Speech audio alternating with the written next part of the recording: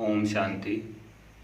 आज की हमारी कहानी का टाइटल है तीन दोस्त। एक बार की बात होती है, एक बार एक व्यक्ति होता है, उसके तीन दोस्त होते हैं और तीनों दोस्तों में उसका एक दोस्त तो ऐसा होता है जो 24 घंटे उसके साथ में रहता है और दूसरा जो उसका दोस्त होता है वो सुबह शाम उसको मिलता है और तीसरा उसका जो दोस्त होता है उसको बाहर त्यौहार मिलता है। कभी कोई जन्मदिन हुआ, कोई शुभ कार्य हुआ, उस समय उसको मिलता है।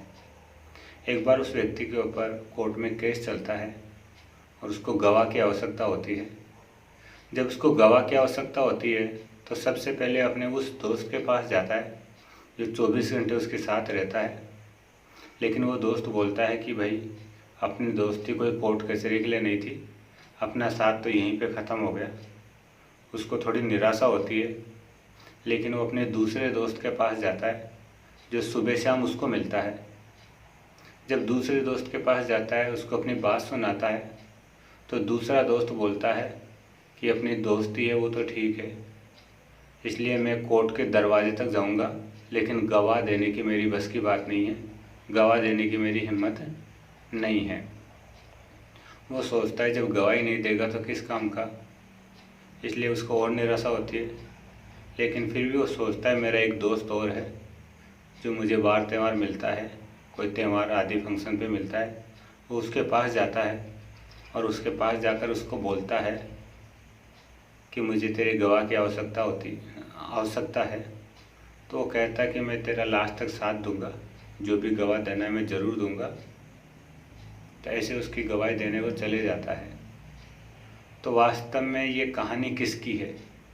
ये कहानी हम सब आत्माओं की कहानी है और हम सब आत्माओं को एक दिन धर्मराज की अदालत में केस की सुनवाई के लिए जाना पड़ेगा, गवाह की आवश्यकता होगी।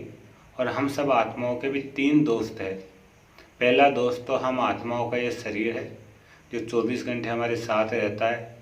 इसको हम सारे दिन में कितना खिलाते हैं, कितना पिलाते हैं, कितनी इसका माल रखते हैं इसकी। लेकिन जैसे आत्मा इससे अलग होती है और ये हमारा साथ छोड़ देता है, ये फिर कोई काम का नहीं रहता है। ऐसे जो दूसरे दोस्त है वो कौन है? दूसरे दोस्त वास्तव में हमारे मित्र संबंधी है। जैसे दूसरे दोस्त ने कहा था कि कोर्ट के दरवाजे तक जाऊंगा, ऐसे मित्र संबंधी भी रोज़ाना हमें मिलते हैं सुबह शाम। और वो भी आखिर में कहाँ तक जाते हैं? वो भी शमशान घाट तक ही जाते हैं। और वास्तव में देखा जाए तो आगे उनकी बस की बात भी नहीं होती, आगे वो कुछ कर भी नहीं सकते। लेकिन जो हमारा तीसरा दोस्त था उसने कहा था लास्ट तक मैं साथ निभाऊंगा। तो तीसरा दोस्त कौन है? वास्तव में हमारे जो अच्छे कर्म हैं, पुण्य कर्म हैं, श्रेष्ठ कर्म हैं, वो हमारा तीसरा दोस्त है। और जो अच्छे कर्म हैं, पुण्य कर्म हैं, उनके लिए हम सोचते हैं आज दिवाली है ये कर लो, आज होली है ये कर लो, आज ये जन्मदिन है ये कर लो। माना अच्छे कर्मों की बात आती है तो हम बाहर त्यौहार पर ही उनके ऊपर ध्यान दे पाते हैं, अच्छे संस्कारों के ऊपर, अच्छे कर्मों के ऊपर। तो वास्तव में कहानी का सार ये है कि ऐसा नहीं कि हमें पहले और दूसरे दोस्त के ऊपर ध्यान नहीं देना, हमें पहले और दूसरे दोस्त के ऊपर भी ध्यान देना है। क्योंकि बिना शरीर के भी आत्मा कुछ नहीं कर सकती और बिना मित्र संबंधियों के भी जीवन एक तरह से नीरस हो जाता है। लेकिन पहले और दूसरे दोस्त के साथ साथ हमें तीसरे दोस्त के ऊपर भी ध्यान देना है। हमें अपने संस्कारों के ऊपर, अपने कर्मों के ऊपर, अपने पुण्य कर्मों के ऊपर ध्यान देना है। क्योंकि अगर हमारा तीसरा दोस्त अच्छा होगा तो पहला और दूसरा भी अच्छा होगा, पहले और दूसरे को भी फायदा मिलेगा। अगर हमारे कर्म अच्छे होंगे, संस्कार अच्छे होंगे तो हमारा शरीर भी अच्छा रहेगा। क्योंकि कई बार कोई हमारी ऐसी बीमारी होती है जो काफ़ी प्रयासों के बाद में ठीक नहीं होती है, तो कई बार हम कह देते हैं ना कि पता नहीं कौन से जन्मों के कर्मों का फल मिल रहा है। माना तीसरा दोस्त उस समय याद आ रहा है, तो अगर हम तीसरे दोस्त के ऊपर ध्यान देंगे तो हमारे पहला दोस्त शरीर है वो भी ठीक रहेगा। और तीसरे दोस्त के ऊपर ध्यान देंगे तो हमारे जो दूसरे दोस्त है, यानी हमारे जो मित्र संबंधी है, हमें वो भी उसी रीति से अच्छे ही मिलेंगे।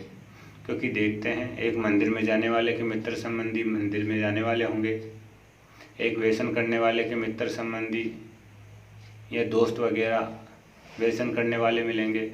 माना जैसे संस्कार हमारे होते हैं, हमारा जो सर्किल होता है मित्र संबंधियों का वो वैसे ही बन जाता है। तो अगर तीसरे दोस्त के ऊपर ध्यान देंगे तो हमारा शरीर भी अच्छा रहेगा और हमारा मित्र संबंधी माना दूसरा दोस्त भी अच्छे मिलेंगे हमें।